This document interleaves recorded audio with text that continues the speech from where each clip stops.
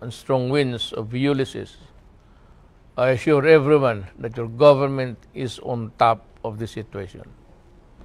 From the beginning, various government agencies have already been mobilized to respond to the situation on the ground. I renew my call on all local government units and concerned agencies to ensure that the well-being and safety of our people remain the top priority.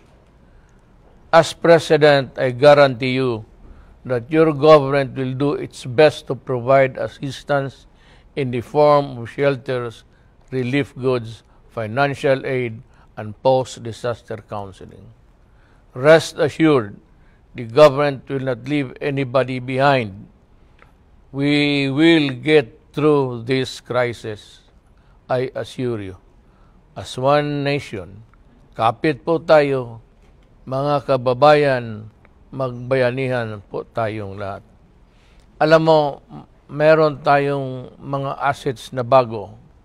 The Coast Guard, may yung gamitin nila sa tubig, the fast vessels that are with the Navy, and yung Air Force natin, marami tayong helicopter na as long as the weather is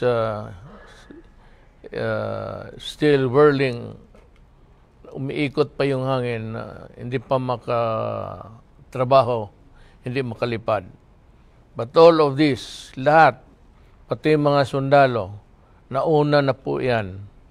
Yun pa lang, yung pag dumating ang advisory sa atin, nakapundo na yung mga tao. The goods are there, the people have been mobilized and deployed. Kaya pagdating ng bagyo, nandiyan nagtrabaho na sila. Kaya may nagsabi na walang ginawa, tutulog, walang kaming tulog dito. As I talk to you now, I just delivered the ASEAN Philippine message. I am attending a summit ng ASEAN.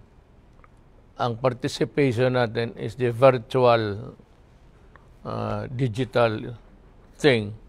Pero lahat kami nagsalita.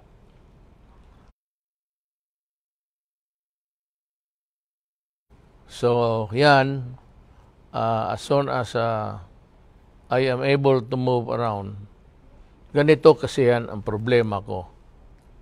Binabawalan ako ng nagbabantay sa akin, PSG lahat, doktor. Hindi ako makalabas.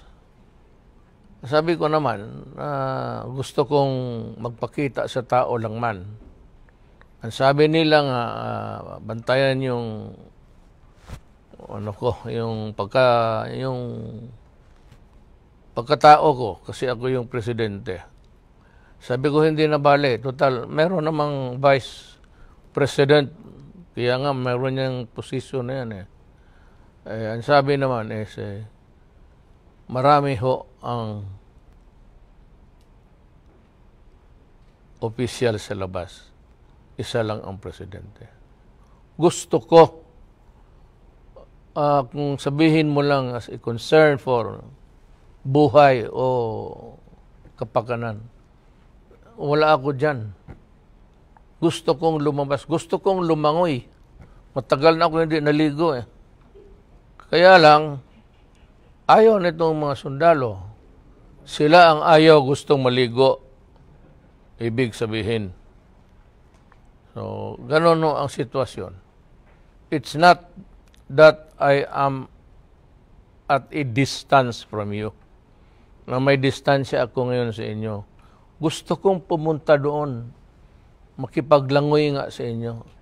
Ang problema, pinipigilan ako. Kasi raw, pag namatay ako, isa lang ang presidente. Sabi ko, may vice president naman. Wala naman silang sinasagot. Nagtitinginan lang sila. Tapos hindi. Hindi ka pwedeng mamatay itong panahon na ito. Kung malunod ka, malulunod kaming lahat na yung nagtatrabaho sa iyo. Well, anyway, that is the fortune of our lives. We want to be of help. We want to be near. And we want to share the grief. And we want to share the agony. So, hindi na bale kung matamaan ako ng COVID-19, kung makalusot ako, ikukwento ko na lang sa inyo ang experience ko. Maraming salamat sa inyo.